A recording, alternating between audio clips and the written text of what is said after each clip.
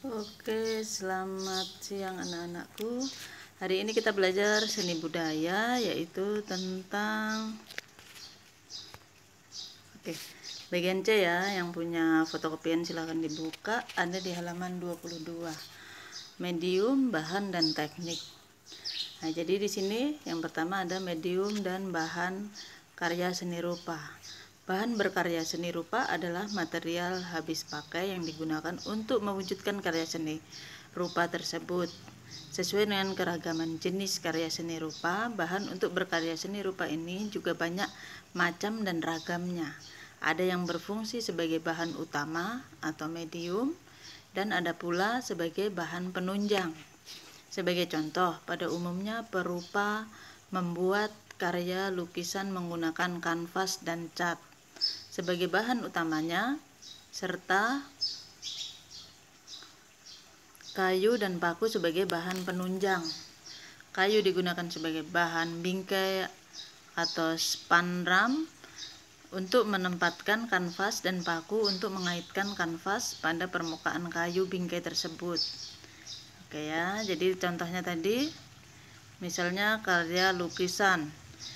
Nah, di situ karya lukisan itu bahan utamanya apa? Kanvas dan cat. Sedangkan bahan penunjangnya di situ bisa kayu dan paku. Nah, itu contohnya. Ada bahan keras dan bahan lunak, cairan dan bahan padat. Oke. Bahan untuk berkarya seni rupa dapat dikategorikan menjadi bahan alami dan bahan sintetis.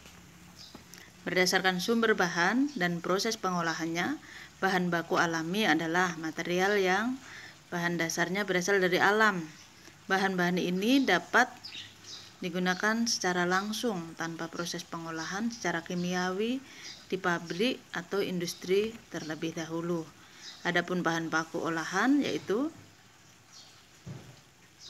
bahan-bahan alam yang telah diolah melalui proses pabriksasi atau industri tertentu menjadi bahan baru yang memiliki sifat dan karakter khusus.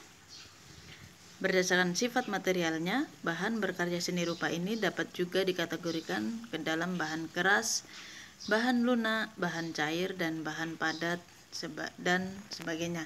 Nah, jadi nanti di sini ada bahan baku alami dan ada bahan baku olahan.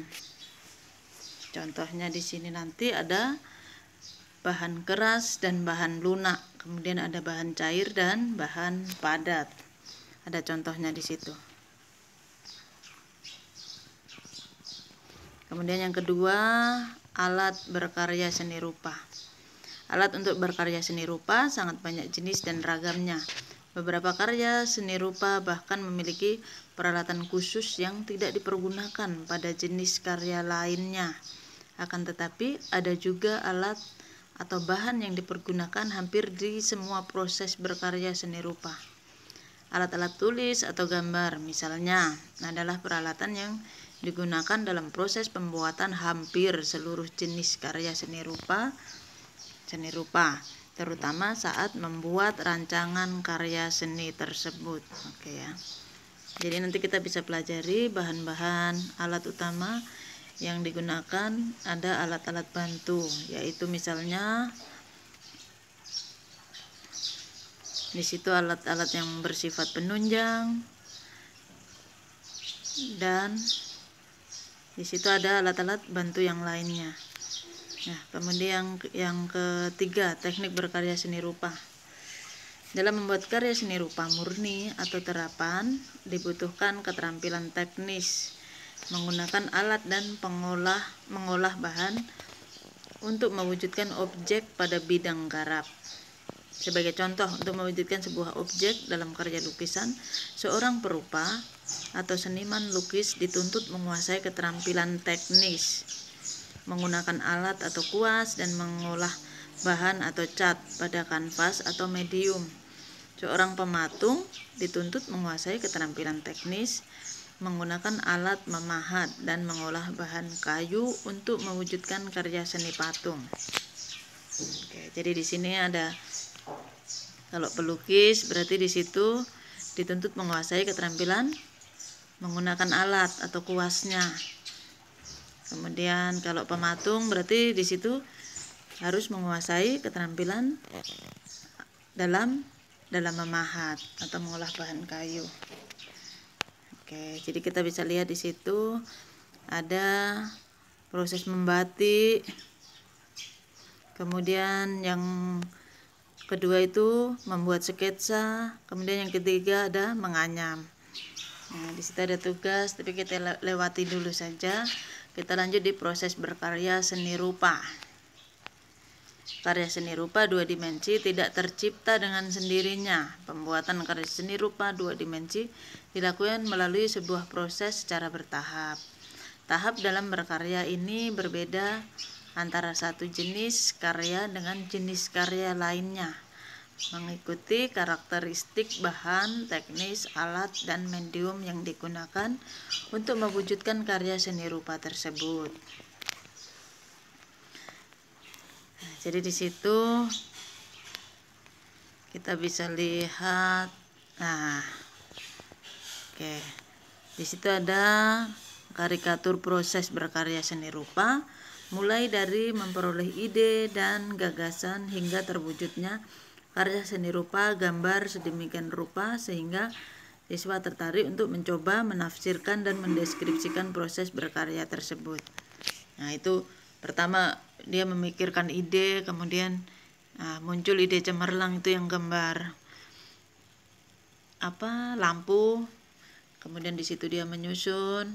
Nah, akhirnya dia menyusun rencana, akhirnya dia putuskan untuk melukis, kemudian terakhir itu hasilnya. Jadi kalau ada gambar berarti kalian bisa mengaplikasikannya. Maksud gambar itu apa? Ya, kalau sudah kalian bisa lihat di situ melatih berkarya seni rupa dua dimensi. Di situ ada gambar itu kalau bentuknya gambar berarti dia di situ dua dimensi atau bangun datar. Itu kan lukisan.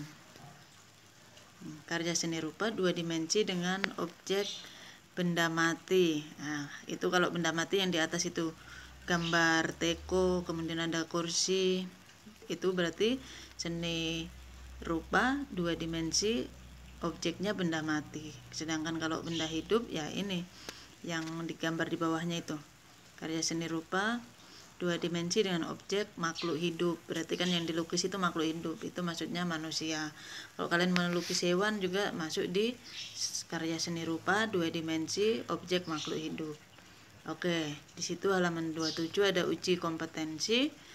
Silahkan dibuka halaman 27, isi dulu nama, kelas, semester, kemudian waktu penilaian berarti ya penilaian hari ini tahu waktunya kapan. Terus isi saya berusaha, contohnya di situ pernyataan pertama, saya berusaha belajar tentang medium, bahan, teknik, dan alat berkarya seni rupa. Iya atau tidak, tinggal dicentang saja. 1, 2, 3, 4, 5, 6, 7, 8, 9, 10. Kemudian yang di halaman berikutnya, halaman 29 ini juga tinggal dicentang. 29 juga sampai 10. Berarti ada 20 soal yang harus kalian centang. Cuma memilih iya atau tidak, true atau false. Oke, hari ini sampai di sini dulu. Silahkan kalian kerjakan baru dikumpulkan. Oke, selamat siang.